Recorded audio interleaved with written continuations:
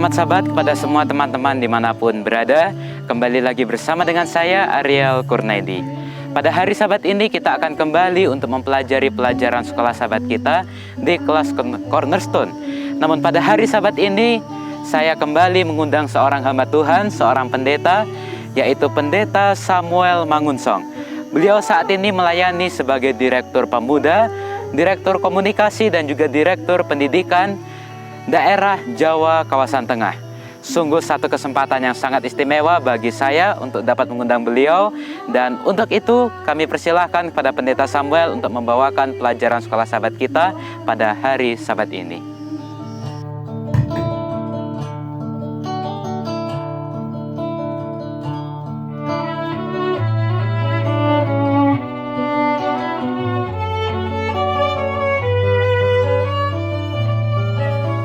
Shalom rekan-rekan orang muda di mana saja berada.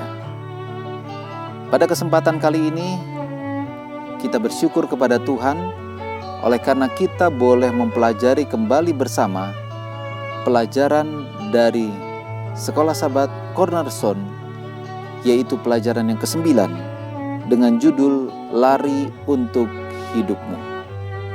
Dan pada saat ini ayat yang diambil terdapat di dalam Wahyu pasal 18 ayat yang kelima sebagai inti pelajaran kita.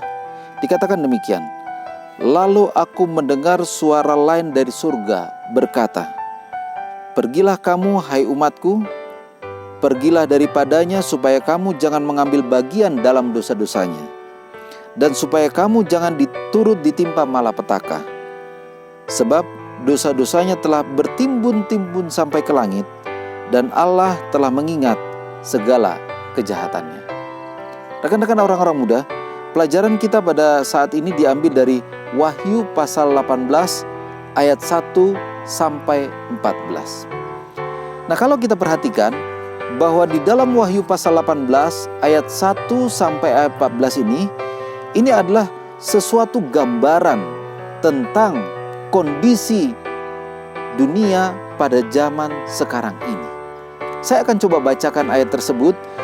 Mulai ayat yang pertama, dikatakan demikian. Kemudian daripada itu aku melihat seorang malaikat lain turun dari surga. Dikatakan di sana seorang malaikat turun dari surga. Ia mempunyai kuasa besar dan bumi menjadi terang oleh kemuliaannya. Kuasanya begitu besar, ya, kuasanya begitu besar. Dan ia berseru, sudah rubuh Babel kota besar itu, dan ia telah menjadi tempat kediaman roh-roh jahat dan tempat bersembunyi semua roh najis. Nah, apa yang bisa kita lihat di sini? Bahwa ada satu poin yang ditekankan di sana, yaitu sudah rubuh Babel, kota yang besar itu.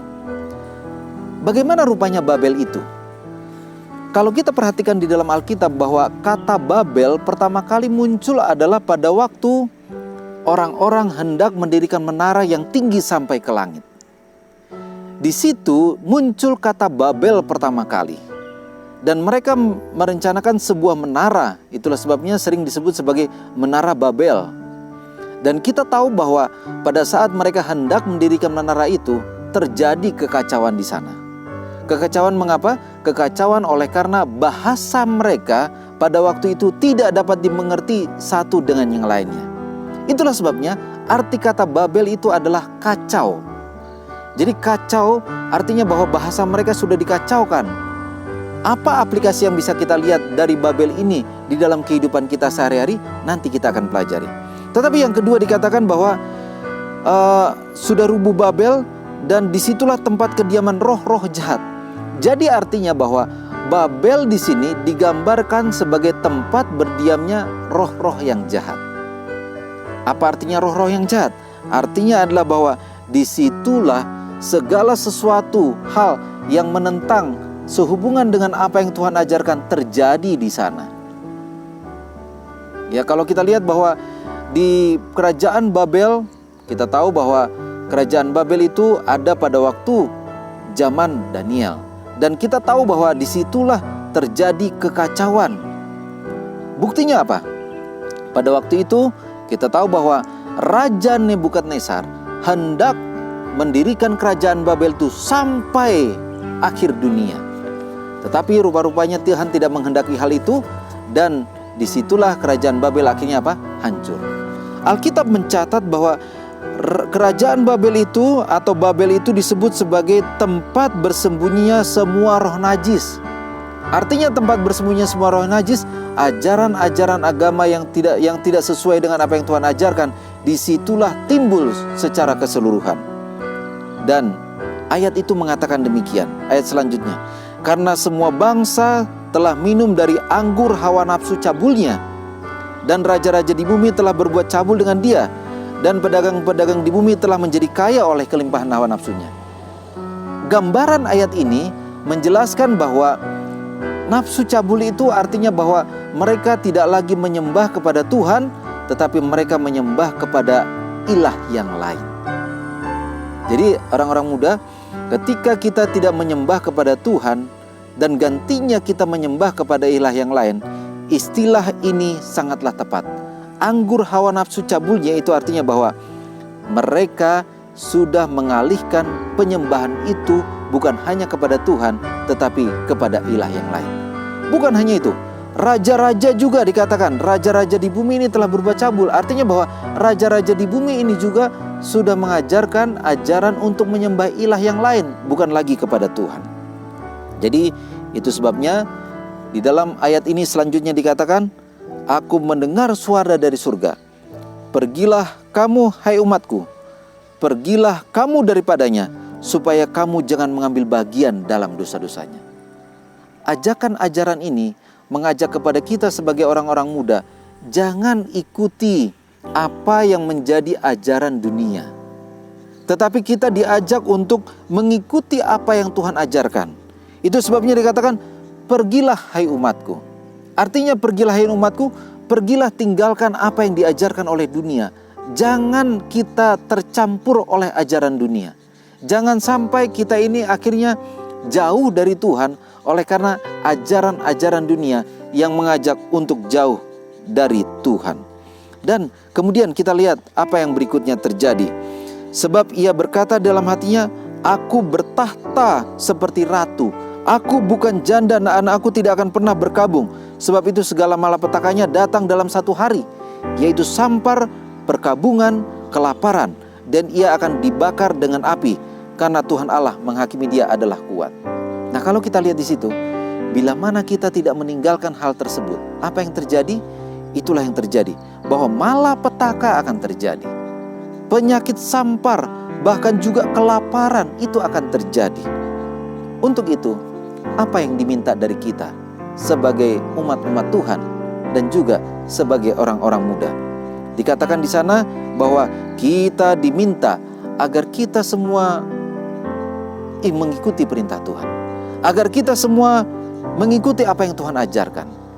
Kita tahu bahwa di dalam kehidupan Yohanes, ya, pada waktu dia menuliskan buku ini, buku Wahyu ini, dia menuliskannya di Pulau Patmos. Dan Pulau Patmos ini adalah satu pulau yang memang betul-betul terpencil, jauh dari tempat yang lain. Tetapi justru pada saat Yohanes menulis kitab ini di Pulau Patmos, dia mendapatkan ilham yang datangnya dari Tuhan, dan dia menuliskan amaran ini agar umat-umat Tuhan pergi meninggalkan kebiasaan-kebiasaan yang lama, penyembahan kepada yang bukan Tuhan. Gantinya adalah kita harus menyembah dan percaya kepada Tuhan. Kalau kita melihat bahwa Pulau Patmos ini adalah pulau terpencil, ya, kita melihat bahwa Pulau Patmos ini harus menyeberangi Laut Aegea dan juga di dekat Turki. Tetapi kita melihat bahwa di tengah-tengah kekaisaran Roma, pada waktu Yohanes ada di sana, di situ justru Yohanes pada saat itu menuliskan pekabaran yang luar biasa ini, yang disampaikan kepada umat-umat Tuhan.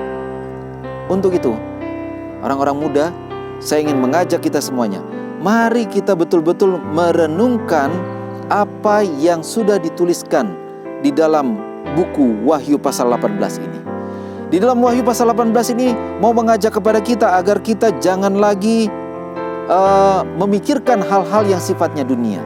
tetapi biarlah kita memikirkan hal-hal yang sifatnya adalah merupakan untuk keselamatan kita. Di ayat yang lain mengatakan demikian, di Wahyu pasal 18, dan raja-raja di bumi yang telah berbuat cabul dan hidup dengan kelimpahan dengan dia akan menangis dan meratapinya.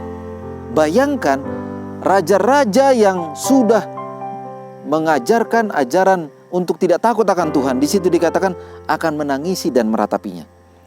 Dan apabila mereka melihat asap api membakarnya, mereka akan berdiri jauh-jauh karena takut akan siksaan, dan mereka akan berkata, celaka, celaka engkau, hai kota yang besar, hai Babel, kota yang kuat itu, sebab dalam satu jam saja berlangsung penghakiman. Inilah satu pekabaran yang sangat penting yang harus kita perhatikan, bahwa pada saat kita mendengarkan pekabaran ini, kita diminta untuk meninggalkan Babel yang besar itu, meninggalkan ajaran yang tidak sesuai dengan apa yang Tuhan ajarkan, sehingga pada saat Babel itu tidak lagi berada dalam pikiran kita, maka kita akan mendapatkan keselamatan yang datangnya dari Tuhan. Sebagai kesimpulan pelajaran pada saat ini, saya ingin mengajak kita semuanya, khususnya orang-orang muda, mendengarkan satu kutipan yang dituliskan di dalam buku Alfa Omega, jilid 8 halaman 637. Tetapi tidak seorang pun dibiarkan menderita murka Allah sebelum kebenaran dinyatakan ke dalam hati dan pikiran mereka. Tuhan tidak akan membiarkan murkanya sebelum kebenaran itu diberikan kepada mereka. Tetapi kewajiban hukum keempat belum pernah dibukakan di hadapan mereka dalam terang yang sesungguhnya. Jadi rupa-rupanya masih ada hal yang belum kita sampaikan kepada orang-orang di muka bumi ini. Dia yang dapat membaca setiap hati dan menguji setiap motif tidak akan membiarkan mereka yang rindu akan pengetahuan kebenaran tertipu mengenai masalah pertentangan ini. Tuhan tidak akan membiarkan orang-orang muda tertipu dengan hal ini. Dan oleh sebab itu, perintah itu tidak dapat dipaksakan secara membabi-buta. Setiap orang harus mempunyai cukup terang untuk mengambil keputusan yang baik.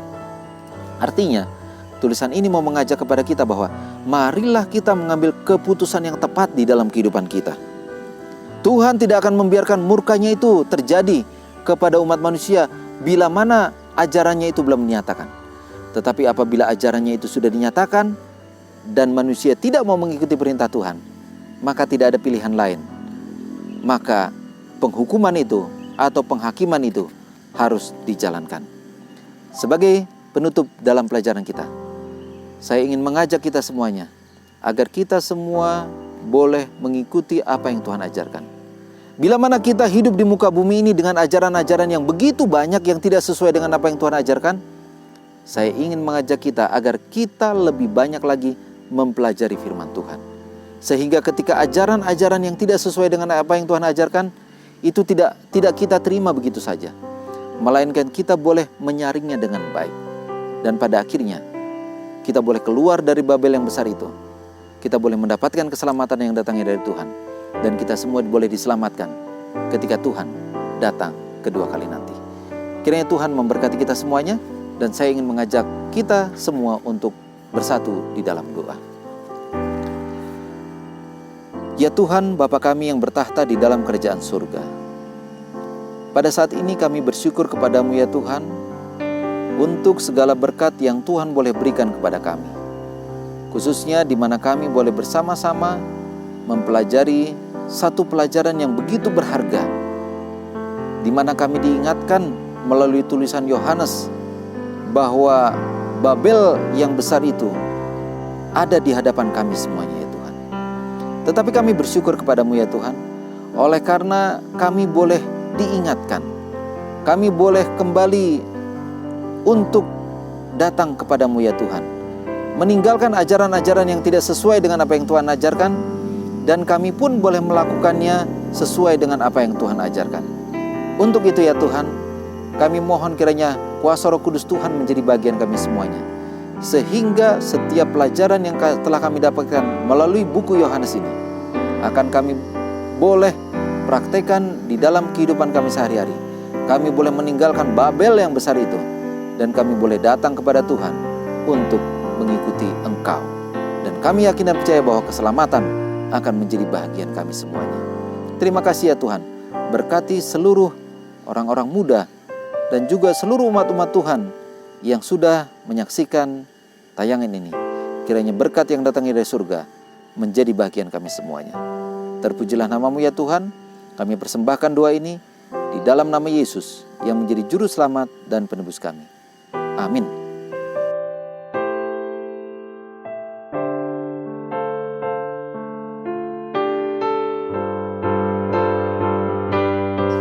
Amin. Demikianlah pelajaran sekolah sahabat kita pada hari Sabat ini, dan saya mengucapkan terima kasih banyak kepada Pendeta Samuel yang telah membawakan pelajaran sekolah sahabat yang begitu jelas dan kiranya dapat memberkati kita semua. Dan jika teman-teman semua suka akan videonya, silahkan untuk di like dan juga komen di bawah, dan bagi yang belum subscribe silahkan untuk subscribe. Dan kalau teman-teman subscribe, jangan lupa untuk nyalakan loncengnya agar teman-teman dapat terus mendapatkan notifikasi di HP jika saya mengupload video pembelajaran terbaru. Sampai jumpa di video pembelajaran selanjutnya. Kiranya Tuhan Yesus memberkati kita semua.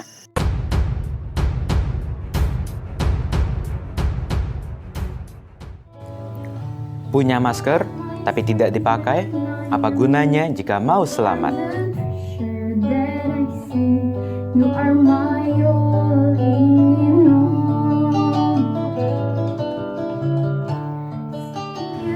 Ayo selalu pakai masker dan jaga kesehatan kita.